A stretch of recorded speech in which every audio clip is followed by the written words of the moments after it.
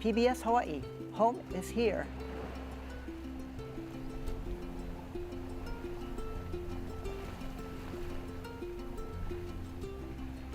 Local broadcasts of Insights on PBS Hawaii are made possible by the support of viewers like you. Mahalo, and by Carl Smith Ball, providing legal services throughout Hawaii and the Pacific since 1857, making a positive difference in the communities where we live and work. Hawaiʻi County Mayor Mitch Roth is looking to serve a second term in office, but before he can do that, he needs to advance in the primary election. Roth is being challenged by several candidates in the August contest. They include a former candidate for lieutenant governor, a doctor who served under 2 previous Hawaiʻi County mayors, and a Hilo businesswoman. Hear what their priorities are and send in your questions. Tonight's live broadcast and live stream of Insights on PBS Hawaii start now.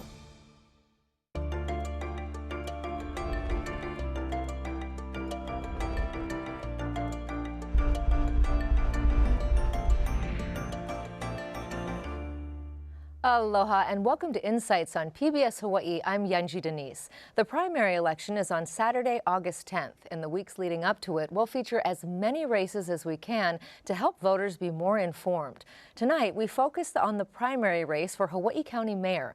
Incumbent Mitch Roth is seeking a second term, but he's facing a handful of opponents. In this race, if no candidate receives a majority of the votes cast in the primary, the 2 candidates receiving the most votes will then appear on the general election ballot. We look forward to your participation in tonight's show. You can email or call in your questions, and you'll find a live stream of this program at pbshawaii.org and on the PBS Hawaii YouTube page. Now to our guest. Mitch Roth was elected mayor of Hawaiʻi County in 2020. Prior to this, he served 8 years as Hawaiʻi County prosecutor. Mayor Roth is a graduate of UH Manoa and has a Juris Doctorate from Whittier Law School. He lives in Hilo with his wife. Seaula Tupai Jr. was born and raised in California. After receiving his master's degree from Washington State University, he moved to Hilo in 2007. He ran for lieutenant governor in 2020 and is currently the senior pastor at Overcoming Faith Center in Hilo. Born and raised on Hawaii Island, Dr. Kimo Alameda earned his doctorate from the University of Nebraska-Lincoln. The father of 7 previously led the Hawaii County Fentanyl Task Force and was also the executive director for the Hawaii County Office of Aging. And Hilo native Breeani Kobayashi has a master's of business administration from the University of Phoenix. She's the general manager of the SCCP Hilo Hotel, the executive director of the Hawaii Rise Foundation nonprofit, and the owner of the Keaukaha General Store. 3 other people are also on the ballot in this race. They are Daniel Cunningham, Kevin Kahikina, and Yumi Kawano. Thank you all for being here tonight. I want to start with you, Ms. Kobayashi, and I'd love for each of you to tell us this. Can you briefly tell us why you've decided to go for this race, why you want to be the mayor of Hawaii County? Yeah. Thank you for that question. I've had to dig deep to ask myself that question. And ultimately, it comes down to, when we look at our community, we know that we need change. And the best time for change is immediately, but the second best time is now. And I'm ready to take on this kuleana. And I feel like sometimes you don't get to choose your kuleana or your responsibility. That responsibility and that kuleana chooses you. And in this space that I'm currently in, I feel like this kuleana has chosen me, and I'm ready to take it on. Okay, Mr. Alameda, why did you decide to enter into this race? Well, thank you for asking. So there's about 200,000 people on the Big Island, so that's 200,000 reasons right there. But there's all kinds of reasons, and I've been all over the island, and I've been talking to the constituents, and they have all kinds of issues, right, different priorities. And so when people ask me, well, what is my priority? I say my priority is you. Because every community is different. And so I'm running for the people. I think, we've been trying to advance change, and I know change takes time. And I think, Mayor Roth is doing the best he can with what he's got. But I think we need a different type of leadership. I think we need a little bit more energy. I think we need a little bit more, I think we need outside of the box thinking. And with me being in the private sector, I was in state government for 15 years, county government for 5 years. So I'm one of the only candidates actually to have experience in 3 levels of government. And I think at this critical juncture, we need a leader with kind of a matrix of skills, because it's daunting. We're faced with a whole bunch of challenges, and I'm up to the challenge. And I have a great team. I have a lot of supporters. And I think the time is right, and the time is now. Okay, Thank you. Mr. Tupai, why did you decide that you want to take this on? You know, I feel like I'm an agent of change. I feel like I'm a change candidate. I see a lot of people in our community, the different demographics that I'm involved with, that they're looking for something different. And with all due respect to the current administration, thank you for what you folks have been doing. But I think people are looking for something different. And I know the mail-in ballots come out in 40 days, in-person voting 43 days. Whoever they decide on August 10th to move on to the general election, I'll respect that. But I think some people like chocolate, some people like vanilla, some people like cookies and cream. I think the more options the community has, the better. So I'm all for that. Okay, we have three folks who say that it's time for change. Mayor Roth, why do you think it's not? Well, you know, we've been having some amazing successes as of late. We just had our point-in-time count. We had a 28% decrease in homelessness. That's the largest in the state and arguably among the largest in the nation. We took on a lot of problems when we came in. The question 4 years ago was, were we going to be able to keep the county afloat financially? And we've been able to do that and really start to thrive. We've seen some of the issues that we've had with our building permits. We went from the worst in the country to the best in the state. We're still making progress and making changes there. But really, for me, the idea is to make sure that our kids can thrive here and raise their kids and their next generations. In order for that to happen, we look at housing and affordable housing. And we use affordable housing, that's the HUD term. We came in, we saw that there was a lack of affordable housing in our pipeline. We had about 1,243 units. We now have over 8,200 units. And so things are starting to move. We're starting to see a lot of very positive changes. And you know, we don't only just want to continue with those changes, we want to make it so everybody can thrive, but our kids can stay here, raise their kids. We've been focusing a lot on infrastructure.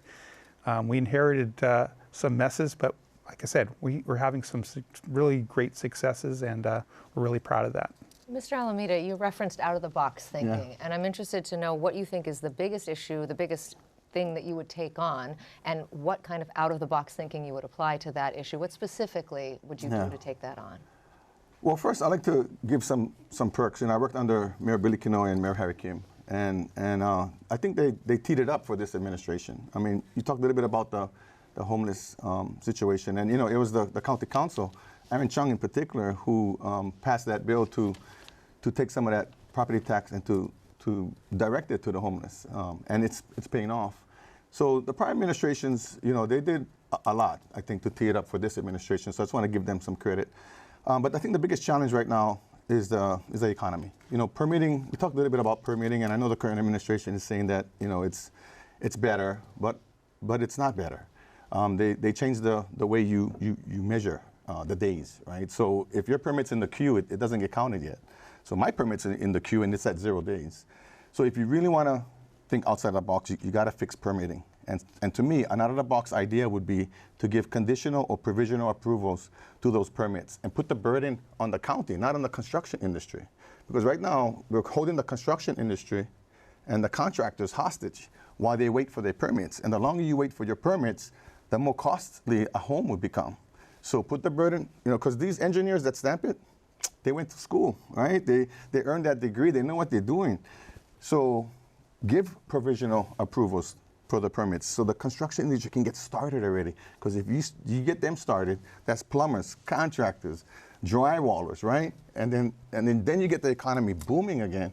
But as long as you hold our construction industry hostage by keeping those permits in-house, you're not doing a service to the community. So an out-of-the-box idea would be to give provisional approvals to all permits, put the burden on the county. If there's any issues, you can call the developer back to fix it, but let the construction workers start working already. Mr. Tupai, what are your thoughts? What is the biggest issue facing the county right now, and what specifically would you do to address it? Yes, ma'am. Thank you, Angie, for that question. You know, there's a myriad of things that I hear throughout Big Island, from rising crime, homelessness, the permitting process that Dr. Alameda just addressed.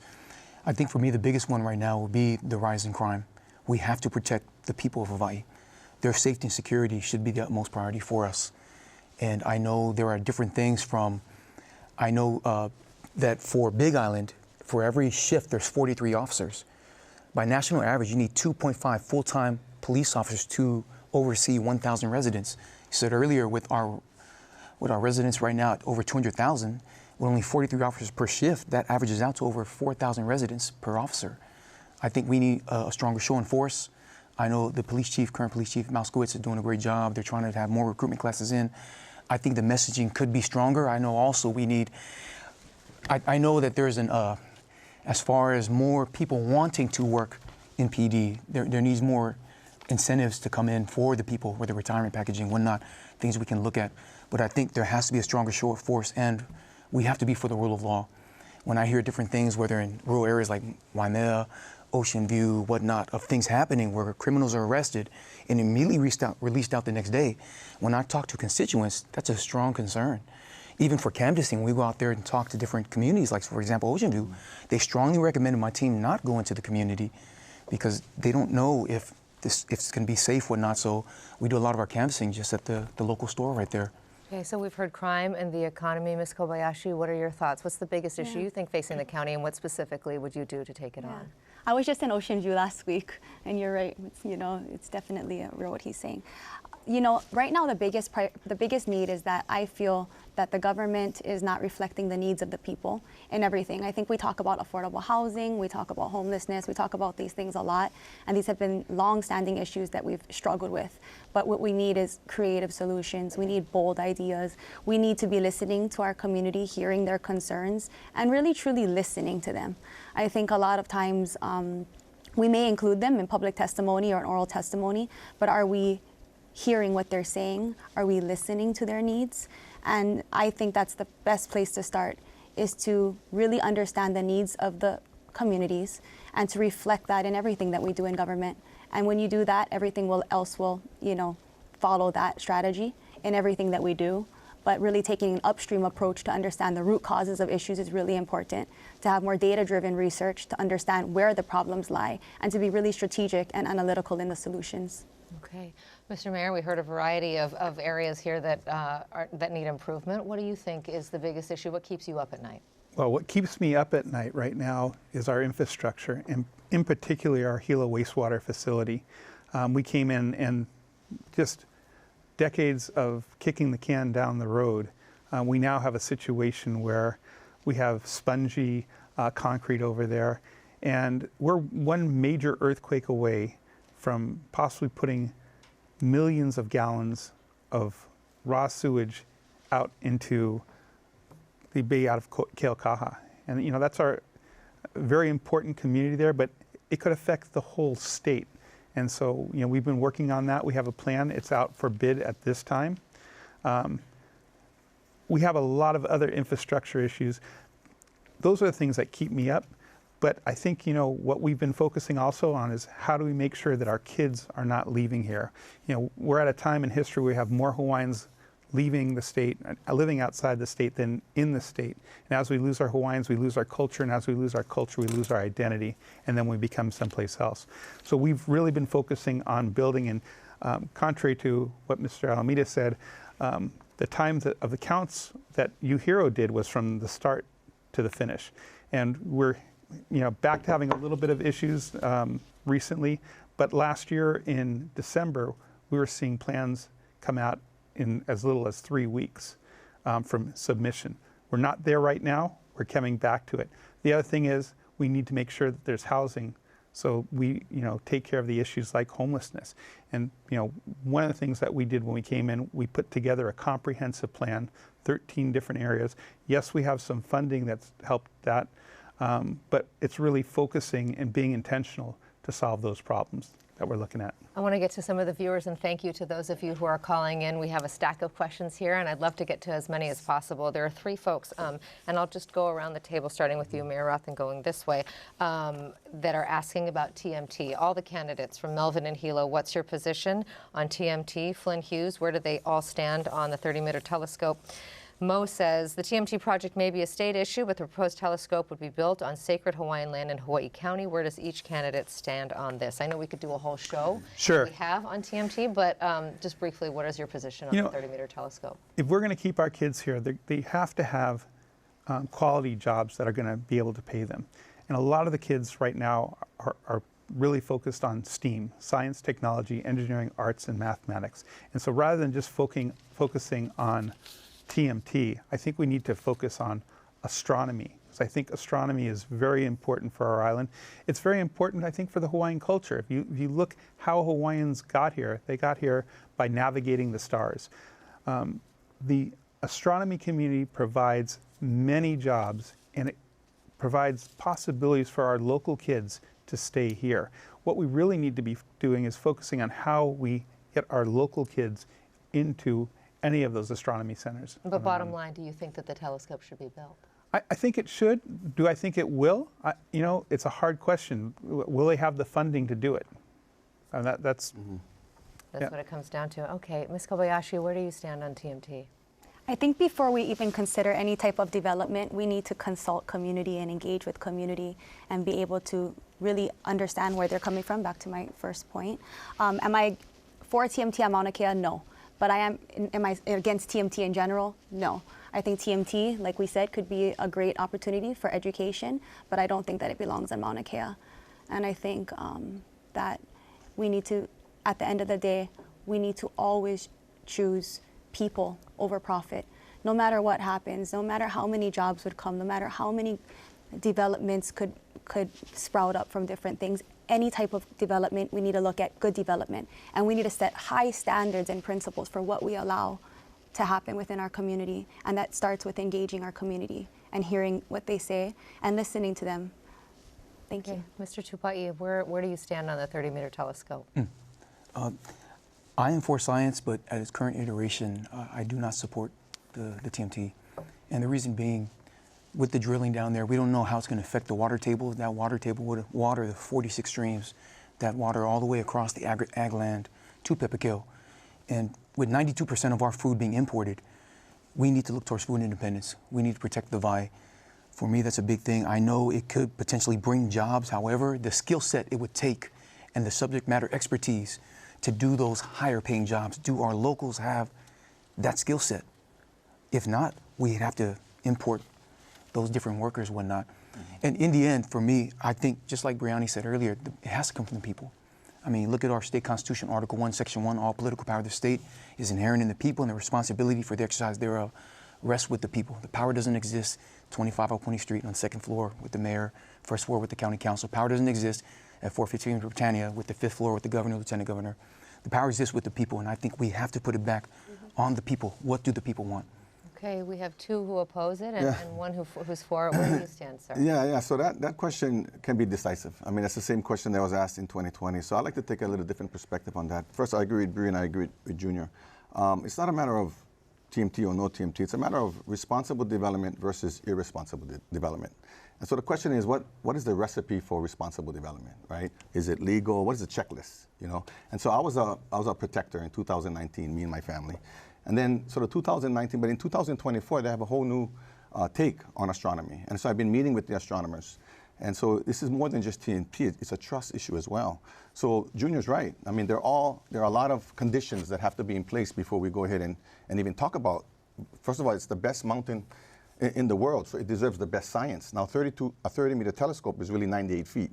And there's 13 telescopes, but there's 22 structures. So, you know, there's a lot that's happening on that mountain. And so our administration, we would look critically at some of the conditions that would have to be in place first. Number one, the $1 a year. I mean, you cannot expect us as local people, right, to accept $1 a year. That's what's happening around. That has to change. Number two, we got to make sure that the water table is protected, that the aquifer is protected. Number three, if there is TMTs, we have to keep to our promises. They said they'll decommission 6, you got to decommission 6, okay? Also, in the decommissioning process, that job's got to go to local people. Now, it's interesting because the mountain is very high, the elevation, so you only can work 4 days in 6 hours, and you kind of work too fast. So, you know, so that has to be considered. Also, you need a cultural expert at the table so that it's done with integrity. Then you also need an endangered species expert there as well. So there's a lot of conditions that got to be in place before we can even talk about TMT. Now, if those conditions are in place and the people have spoken, because it will bring benefit to the people in terms of jobs. I have a son and 2 sons actually, and a lot of cousins who could benefit from jobs, because you're right. You cannot enjoy that mountain if you're not in Hawaii. So we need to keep our locals in Hawaii, but if we can do it with integrity, and if we can do it by hearing the voice of the people and decommission, like we said, because it has to be addition, not subtraction, right? So it has to be better. If it's better, it'll work. And the new Mauna Kea Authority will make it better. So the mayor, we only have a seat at the table. And by the way, I would sit at that table. I wouldn't send a director to sit at that table because I want to make sure that process, that decision on what happens on that mountain is done with integrity. And our administration will be very into that decision. So thank you. There are a number of questions here, and what's nice is that some of the viewers have addressed it to the candidates specifically, which I appreciate, so mahalo for that. Mr. Tupai, where did your passion to help the people of Hawaii start? It actually started, I started teaching as an educational assistant at Waikea High School with the Alternative Learning Center. I did that for a number of years. Also coached football at Hilo High School 9 seasons, 1 season Kamehameha schools. Department of Defense recruited me to be an instructor for Hawaii National Guard Youth Challenge Academy. Did that about 13 cycles. And from there, I just kept helping out.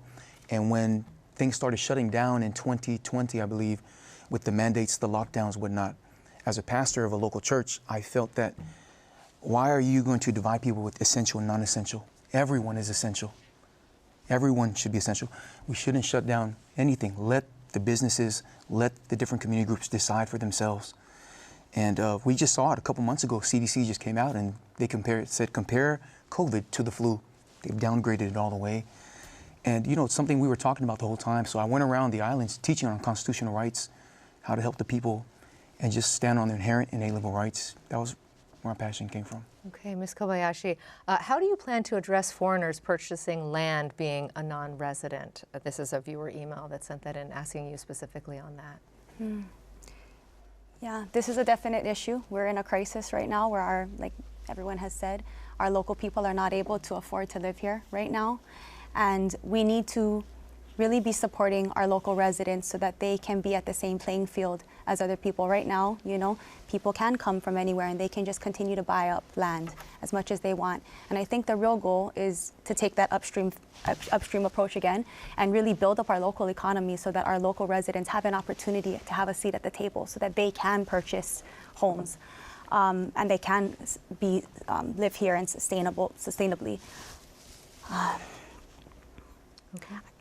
Oh, sorry, I wanted to mention one more Please, go thing. ahead, yeah. In terms of, you know, really looking at Hawaii as a whole, we need to be protecting our resources. We need to be protecting our people. We need to be doing way more to engage our local community. So just, you know, sharing with the last question about, you know, bringing jobs here.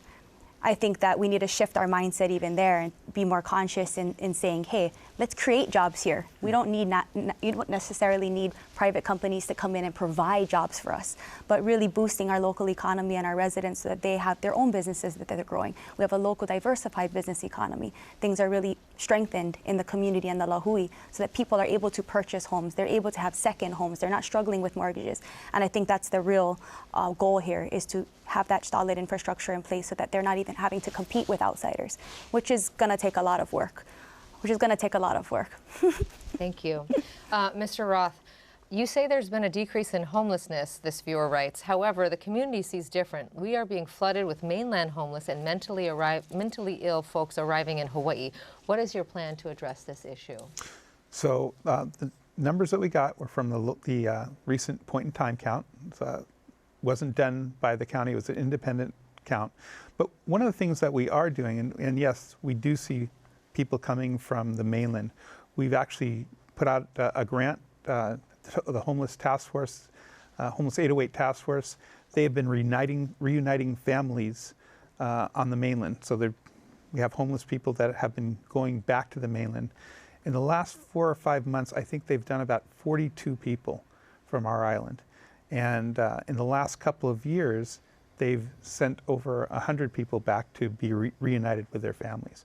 So that's one of the things. We've also come up with a comprehensive plan for homelessness, and we're working through that plan. Has 13 different areas to focus on, and we've been focusing on all of those, and we have funds now that we put up to that, and it's actually starting to see some positive effects. Mr. Alameda, would you say that while running the fentanyl task force, you were successful in providing a decline in keeping fentanyl out of Hawaii? Yes. You know, it's hard to measure prevention. And so, you know, I felt like when the county and the state was kind of running away from fentanyl, we were running to fentanyl. Because, you know, it's the nonprofits that really stepped up to the plate on that. And, you know, shout out to Bay Clinic and the merger now with Hawaii Island Community Health Center.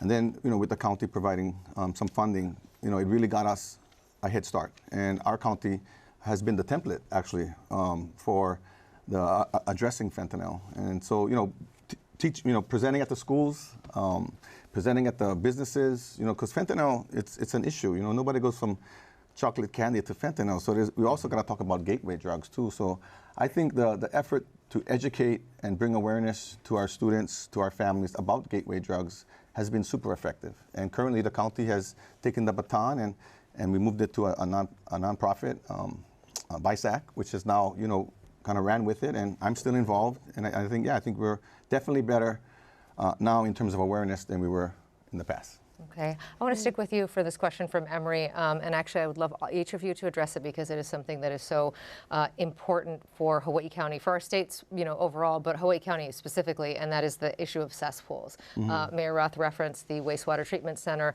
and of course, one of the big things threatening the water system on that island and really statewide are the number, you know, the thousands of cesspools. Emery asks, what can the county do to help with the cesspool problem? Proposed fixes are too expensive. What do? We have a lot of homeowners who have these. My mother is one of them in Hawaii, and you know, if she can't hook up to a sewer system without significant cost, how do we address this? That's a good point. You know, I'm not a big fan of federal mandates without federal dollars.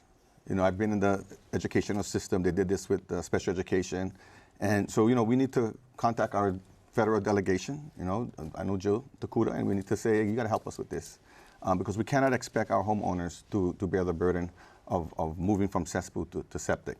Secondly, there are areas, I don't know if I would have made the whole island mandate, because there are areas on Mauka, you know, the higher you go to the mountain, the earth provides a natural filtration. Of course, when you go to lower shoreline areas, yeah, definitely. So, you know, I think federal government may have overreacted, and they have not provided funding. So I would, as your mayor, I would, you know, work with our state and House representatives. I would work with our federal delegation. I would say, you guys got to help us fund this, because just like water, air, and wastewater, to me, that's a basic human right, and our residents deserve to have that funded because they deserve better. Yeah, Mr. Tupai, this is an issue that weighs heavily on the minds of many homeowners across the island. What would you do to address it? Yes, ma'am. I agree partly with what Dr. Alameda was saying, that especially houses that are in Mauka, they're not affecting the water table. So for me, that's a natural filtration system, just as Kimo said. I know with that, I know with the EPA, DOH, I guess requiring it by 2050. And I know that they prognosticated the conversion from cesspool to septic, anywhere from 15 to 70,000.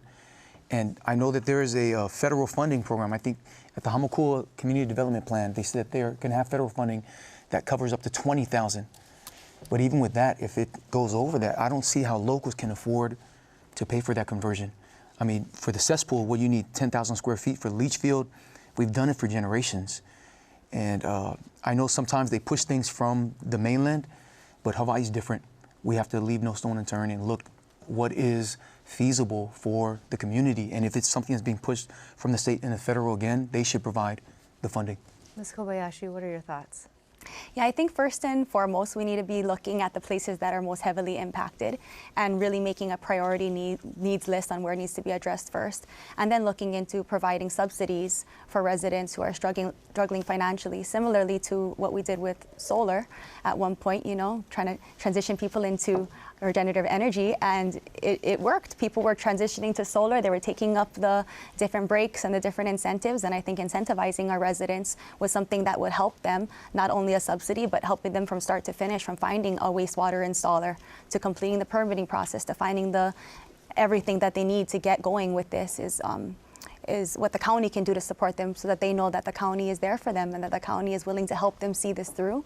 And really, you know, looking at federal funding for even fentanyl, for everything that we're doing, really partnering more with state and federal programs to help our residents. Mayor Roth, what are we doing right now on this, and what more can we do? Sure. So, yeah, we've actually hired a consultant. We're going out to the community, and we're actually training the community about what we're looking at. We have been reaching out to all of our federal and to our state stakeholders. We have a very good relationship with our federal delegation in Washington, D.C. We've talked to our state. Have they given anything? Little bits. You know, we have some really great conversations we're having with the EPA. EPA came and they were looking at gang cesspools in Pahala and Naʻalei, and we said, look, you know, we're going to fix that. But the scope of this problem is really daunting. You know, one of the things that we looked at and our consultants looked at was how much would it cost to put a wastewater facility just in Puna? And that cost is between 4 and 12 or 13 billion dollars with a B. So we're talk about going out to the community. We've been talking to the community. We're showing them all of the options, because at the end of the day, we're probably not going to be able to pay for it. We're probably not going to get all the money that we need from the federal and the state. And it will come down to partially the state, county, federal government, but also the taxpayers. You know, we're looking at that now. The years where it has to happen is in the future.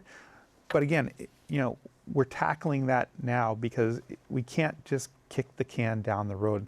And that's what our administration has been focused on, is let's take those things that aren't working well or that we should have fixed and hadn't fixed. I just also want to, you know, state that the fentanyl task force, that came about when Dr. Coons and Wally Lau came to my office and asked if we can start the fentanyl task force. So the fentanyl task force actually came under the county, and there were several people, and still several people. I was at a meeting today with the fentanyl task force that are working to deal with these issues of fentanyl.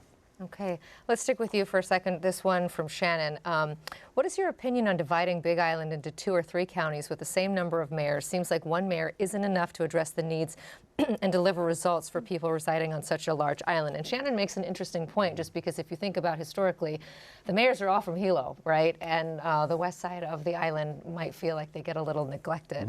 Mr. Mayor, what are your thoughts? Does the west side get, and the other parts of the island, get the resources that they need, given how Hilo-centric it can be? And in the past, it has been very Hilo-centric. We've been putting a lot of effort to make sure that the west side has attention. We've been fixing roads over there. We've been, you know, we just went into Waikoloa. We're trying to build a emergency exit out of Waikoloa. We've done a whole bunch of roads. If you look at the roads, we've doubled the amount of roads that we've paved. A lot of them are on the west side of the island. So we're putting a lot of money out there. The question about splitting the county is an interesting question. I've thought about that in the past, but because of the way the county works in the departments, setting up 3 different police stations wouldn't be very feasible. Setting up 3 different fire departments wouldn't be very feasible. Setting up, you know, there's all these different things that would make it very financially difficult for the county to thrive if you were to do that. Let me add to that real quick. Thank you, Mayor Roth. You know, I worked under, like I said, Mayor Kinoi and Mayor Kim, and I got to tell you, I've been in West Hawaii a lot, and people still come up to me and tell me, you know, they thought Mayor Kinoi was a Kona resident because he provided that geographic equity. And I got to tell you, West Hawaii, they're not feeling the love. Okay, they got all kind of issues right now in West Hawaii. I can tell you from just a hospital. I mean, that hospital is in the south side. They need one in North Kona. They need Kealakehe Regional Park has not really broken ground yet. They need a multi-purpose play court out in South Kona. They got to come all the way to Odays to play. Those kids are playing in Higashihara Park. It's unfair. They also need water, and we need to take care of their wastewater. So they have a lot of issues. They feel neglected. Yet districts 7, 8, and 9 produce about 70% of the property taxes that becomes the budget for the county. yet they're only feeling 30% of the love. So, you know, it's like they're buying all the food, but they're not invited to the party. I mean, West Hawaii needs attention, and they've been lacking that attention, I believe, and from what I'm hearing, for almost 8 years. Our administration will bring that attention to West Hawaii because they deserve it, and it's long overdue. Okay.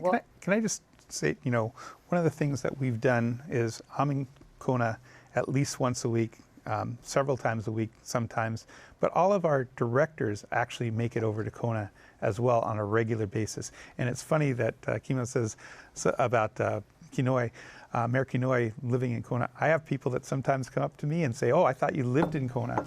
And when you go to some areas, they think, oh, you're putting too much attention over there. Sometimes it's kind of funny to look at and to hear. Mr. Tupai, what are your thoughts? I mean, it does sound like that would be quite expensive to actually divide the island into 3 counties, but how do you make sure that there is what Mr. Alameda said, you know, this idea of geographic equity? Right. You know, that's a tough one because it's like kids. You know, like there's so many students in the classroom. Like, how are you going to delegate or disseminate, you know, different, whether tasks or responsibilities in the family or in the classroom? For me, it's actually having an infrastructure or a team in place that will actually meet the needs of the people. And a lot of it has to do with messaging, has to do with transparency, has to do with being out there. And I understand that, you know, you've been going out there, you know, once or several times a week. And everywhere I go, it's hard to please everyone. It is. And I don't think we have a shortage of ideas. I think we have a shortage of political will. Saying what is right and then moving forward with that. Now, what is right, as Breeani alluded to earlier, it is the will of the people. And finding that, whether if we put that on the ballot, let's put it on there. What do the people want? Yeah, I would be open to whatever you want. Yeah. Ms. Kobayashi, what are your thoughts about making sure that all of the county feels the love? Yeah, we need to just make sure the county feels the love. We got to do our part. We got to do our job. I mean, you know, we're never going to always make everyone happy, but that's not any reason to not try. Right. And we need to be more efficient and effective with our time. There's only 24 hours in a day. We all have the same amount of time, and how we use that time and where we focus our attention and energy is really important to see the results. West Side, you know, a lot of talented youth athletes out there west side of Hawaii Island, and a lot of parks and recreational facilities need some attention out there. You know, I can definitely support that. You can go and drive around the parks and they're closed. There's 2 parks that are actually closed that should be open. I believe there's 3 acres where they were able to park before, which is now have overgrown, and it would be awesome if the county could step in and allow people to have access to that. So change happens in small ways. For people to see your efforts and for people to see that you're trying and that you're there and that you haven't forgotten about them, to making sure that programs are running concurrently with each other so that there's always representation on the east side and the west side is really important. But ultimately it comes down to doing our part and making sure that as a leader, the people that are in charge are also doing their part and representing you well. There's a number of questions here about fire danger on Hawaii Island, and you know, we are coming up on the 1-year anniversary of the August wildfires in Lahaina. Of course, on that same day, there were fires burning on Hawaii Island as well. So let's stick with you for this. I'm just going to read a couple of these questions and sort of ask you generally what you think needs to be done to deal with fire danger. Kainoa says, what can the county do to help shore up the power grid? Rolling blackouts are annoying and dangerous. Is renewable energy the answer? If so, what kind and where? The Central Fire Station is falling to the ground, says Chad. What is your plan to finding our first responders a safer place? Another comment here, we would appreciate a discussion about specific plans and actions we can take on behalf of wildfire safety on the island, especially for Waikoloa Village. And Tina from Puna says, what's being done or to discuss in regard to emergency evacuation routes for subdivisions with only one way in and one way out? What are your concerns about fire safety on the Big Island? So every community, every district is so different. So really going into every district and having a preventative plan is really important. I know the county has a preventative plan and has a plan in place in case anything happens, our emergency action plan, but every community should have one, and every community and district should know. If anything happens in Keaukaha, which is where we are, it's a one way in, one way out. It's an inundation zone. It's very dangerous. Who has the key? We need to know these types of things. And I think it comes down to transparency. We need to be sharing maybe on our county website the things that are happening, where people can get accessibility to the different emergency preparedness plans and the preventative plans so that they can look at it and possibly provide insight as well. I think we definitely need to have a strategic plan in place for every district and every community, and everyone should know about it. There's no reason to hide what's happening or where we're gonna go. Everyone should know, hey, if there's a fire, where are we going? And we all should be on the same page. And even having drills, community drills. I don't think that we've ever had a county drill before. I run a hotel near, we've had 2 tsunamis that have happened at that hotel. So we have tsunami drills with my staff, and it doesn't have to be a lot, but at least once. It's really important so that people know what to expect. I think when people don't know things, and this is the don't know, they fill it with the unknown, and that scares people. That nervousness scares people. And to lessen that anxiety and alleviate that type of burden on them, we should be providing them with the information that they need so that it's accessible. If we have all this information but nothing is accessible, it's useless. Mr. Tupai, what are your thoughts about wildfire danger and what the county needs to do to make folks safer on the Big Island? Yes, ma'am. I think the safety of the community is our utmost priority.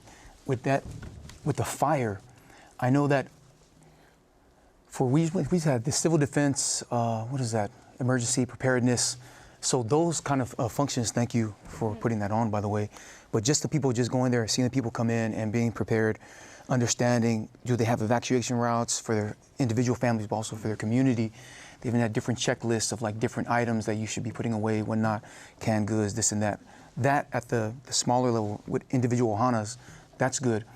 I know that for the volunteer fire department, for firefighters, of different mokus, we need to support them more as well as far as helping them. That leads into infrastructure.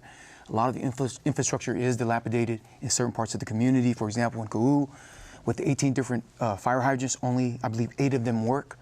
If a fire were to take place, there not supposedly, but actually there is no disaster mitigation plan in place for that area.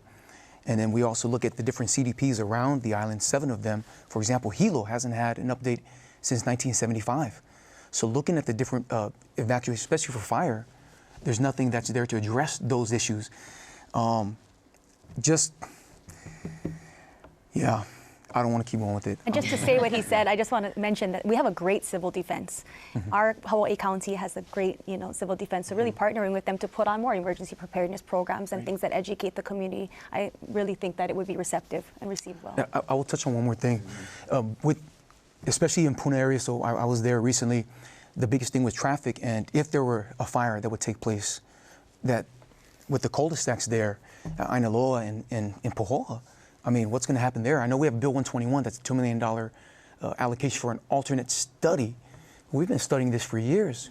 People want to see change, and that's a cul-de-sac. If something to happen there, especially with a fire. Here's the deal. Right now, Waikoloa is still waiting for a siren. Okay, and it's been way overdue. And it's one of the hot spots, right? So you get Waikoloa, you get Kohala, you get Puako, you get Ka'u. So there's some hot spots on the Big Island that we got to pay attention to immediately. We got to make sure that fire hydrants work. We got to make sure that there's buffers. We got to make sure that there's extra water. So that so there's so much to be had. And I feel like this administration has waited a little bit long, if you will. Like we don't want to wait for a fire. I went to school at Lahaina Luna, so I feel that, and we're still connected, and that hurts. And so we gotta work with our civil defense to have those plans in place, like Bree said. Thank you for sharing that, and Junior, and also our, we could also have another 2018 eruption. Do we have a plan in place for that?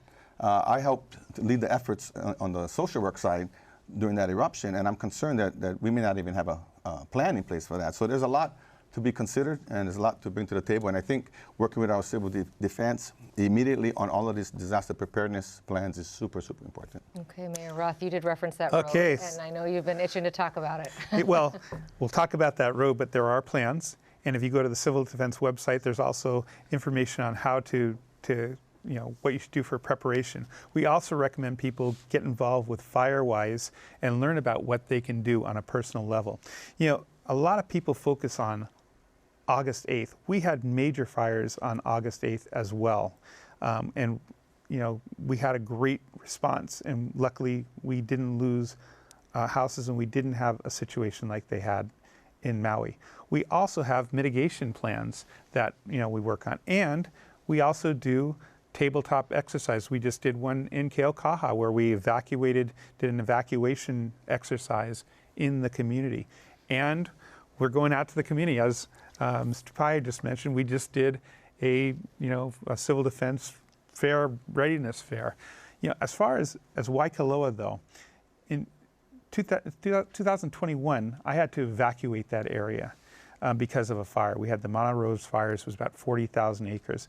Right after that, we started looking at how we can get other roads out of there. And so I went to various landowners and we looked at different things. We had to get everybody on board, and it took a while to get everybody on board. Then we had to do all the studies. You have to go through the SHPT things and things like that. And we recently just broke ground on an emergency access road out of Waikoloa, which one day should become a full 2-lane road out in and out of there. But we've also reached out to other people, and we talk about reaching out to our federal partners, our state partners. We reached out and we worked together very cooperatively with the Department of Transportation, Ed Sniffen in particular. And we said, look, we need some help. They just bulldozed, I think, 7 miles of fire breaks behind Waikoloa Village. We worked with people like Team Rubicon, who went behind the community, took out about 100 feet behind Waikoloa Village. We went and we took the Hulu Street emergency access, which was a dirt road over there, and we've put chip seal, so it's kind of paved. So, last time when people were coming out, it was very difficult. It was long, and so, we have been responding to these things. We do have the plans, and we just recently had FEMA come out to do training with us, and we brought a whole bunch of our partners in, because I think that's what really makes our EOC, our Emergency Operations Center, work as well as it did on all of these disasters. And what FEMA told us is this is one of the best communities we've ever come to as far as emergency planning. They had recommendations, but we've been working every emergency we've had, we've gotten a little bit better, and we continue to do that. We have about 10 minutes left, and I want to get to as many questions as we can. And some of these, there's a lot of issue questions, but there's some fun ones too. So I'd like to get to a few of those, starting with you, Mr. Tupai. How are you different than the other candidates? Let's see. Besides I like being chocolate and vanilla. Are you saying I'm vanilla? It's like Neapolitan. So, a couple years ago, I went and saw, I had a meeting with Representative Sam Kong, District 33, Halava, Aya. He come in and he says, hey, I see you wearing a tanoa. I said, yeah. And he said, that's the common man's shirt. He said, because it's cheap. And he said, what is that to you? And I said, I feel I resonate with the common man. I resonate with the people who live paycheck to paycheck. The 65% of our county lives paycheck to paycheck. That's struggling to buy milk and eggs. And I see it as a pastor. I see it in my church. The kupuna, the aunties, uncles, they tell me. And I feel I resonate with that. I can empathize with them. And I see, and when you're in that moment, you will fight for them, figuratively and literally, for whether legislation, policy, agendas, advocating for the common man. Okay, Mr. Alameda, how are you different than the other candidates? Yeah, I like that. I like that, Junior. Thanks for sharing that. I agree. I have 7 children. I've been through a lot. I lost my wife recently. I lost my 2 brothers. And so, it's rough. But I feel you. I'm born and raised on the island. I feel for the local people. I feel like we are losing Hawaii, and that's why our slogan. I'm kind of known as the double shaka guys, but shaka stands for Save Hawaii and Keep Aloha, and that's what we're fighting for. And that's what I hope to bring to the table. There was a study that was recently published. I don't know if you saw it, Mayor Roth, but it was from Pacific Resource Partnerships, and they asked the question about 1,000 adults, statewide, and there were a section from Big Island, and they asked a bunch of questions, but 3 questions in particular. One was from 2019 to now, is it getting better or worse? So 2% said getting better, 36% said about the same, but 59% said it's getting worse. And then they asked 2 questions after that. Homelessness, better or worse? 86% said worse. And then they asked crime. Junior, you talked a little bit about that. Is it getting better or worse? 82% said worse. So if we thought it was getting better, we probably wouldn't be running right now. So we feel that we need change. And I feel like I'm an agent of change. I've shown that in my previous employments. And I just like the Big Island to give me a chance to give us a chance for change. Okay. What makes you different than the other candidates? Well, I'm a woman. To start, I'm a mother, but I think what makes me different, I do have over 100 employees. So I'm a businesswoman. I'm not a politician. I'm not a government bureaucrat. I have not spent 5, 10, 20 years in the county business, but I have spent the last 15 years building businesses, creating opportunities and changing lives. And I think at this time, you know, we really need to go into this year with logic, common sense, and integrity. And I think I bring that to the table. Okay. Mayor Roth, how are you different than the others tonight? I think first and foremost, I understand the problems that the county is going through. I understand why we can do things, why we can't do things, how the government actually works. There's a lot of ideas of things, you know, we should just do this. How the budget works. You know, I hear a lot of ideas of, yeah, let's do this. Okay, fine. How are we going to pay for that? I understand. I'm the only one that's actually been in this position that's done it. But more importantly, I'm a problem solver. My entire career as a prosecutor, I was a community-oriented prosecutor, which is building partnerships to solve problems. And I have a track record, and probably the only one that has a track record of actually making positive changes in government that has brought us forward. You know, I can talk about the things that we've done as a mayor, but as a prosecutor, I started the very first community-oriented prosecution program in the state. I started the first restorative justice program in the country in a prosecutor's office. All those things have made positive differences. What we're doing now, it wasn't just because there was funds there or things were teed up. It's been because of really out-of-the-box thinking, and that's why we're here, and I think that's why I'm different. Mr. Alameda, Bo asks, you all seem like very busy, dedicated people, like many of us. Life can be stressful. How do you relax? Well, you know, I'm a psychologist, right? So it's very important to have self-care. And so my kids are everything to me. Big shout out to them watching tonight. So I think I relax with my family. And my wife made it a point, you know, she always said, Kimo, there's no other success that can compensate for failure in the home. And so she wanted to make sure that our home front is super secure because she knew that at the end of the day, you know, if we cannot count on our family, then we cannot count on anybody. So my family helps me relax. They bring joy to my life. And that's my go-to when times get rough. Mayor Roth, what about you? So I say this, and I feel bad for apologizing about saying this, but you know, I don't believe that I'm the boss. I believe that he's the boss, and he's always watching. And so that could be a little bit stressful sometimes, but you know, when I have difficult times, I give it up to God and let him help me through those situations.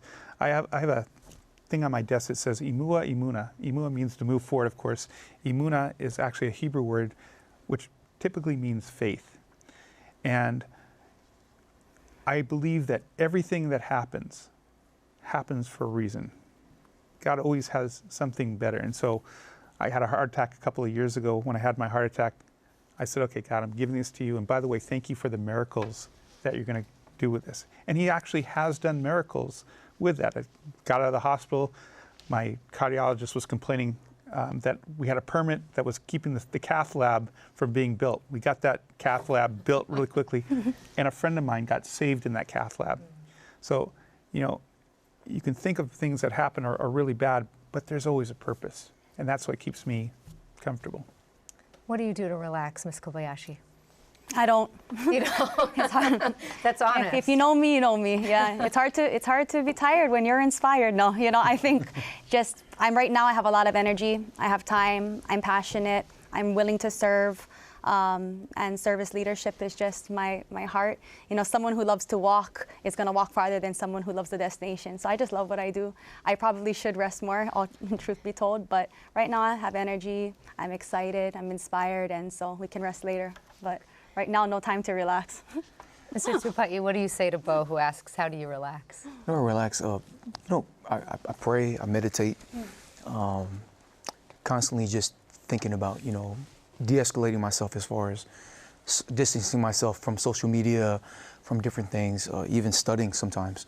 But then I also like to exercise. And as I'm rowing, whether I row 30 minutes an hour a day, just listen to policy. But just something about it, it clears me to where all of a sudden ideas come, or I remember different things, concerns, solutions that the people told me, and it helps. It kind of multi-pronged, yeah. Okay, we only have about 2 minutes, so I'm going to be quick with these ones. Do you have any secret talents?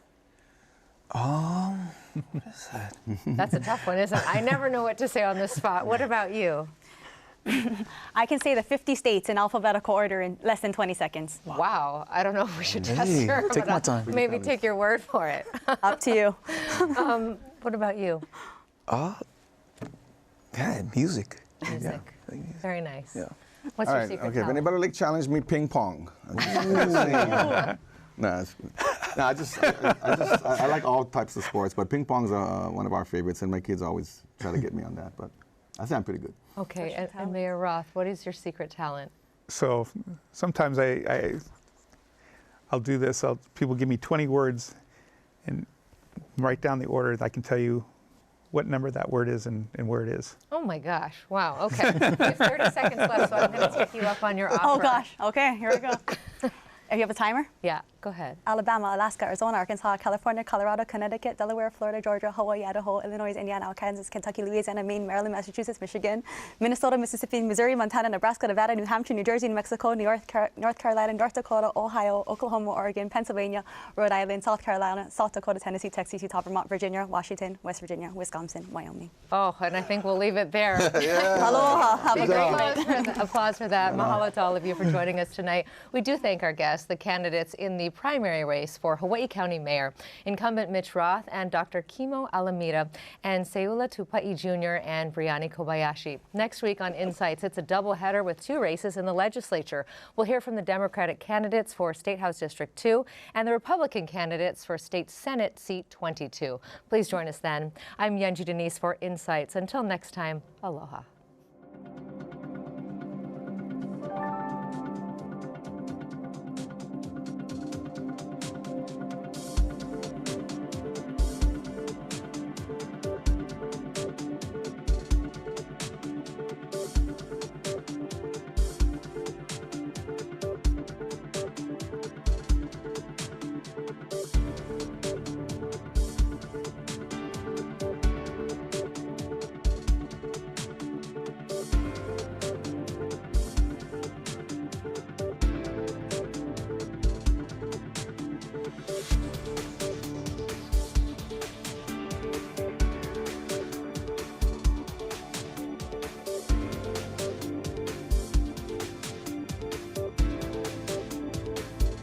Local broadcasts of Insight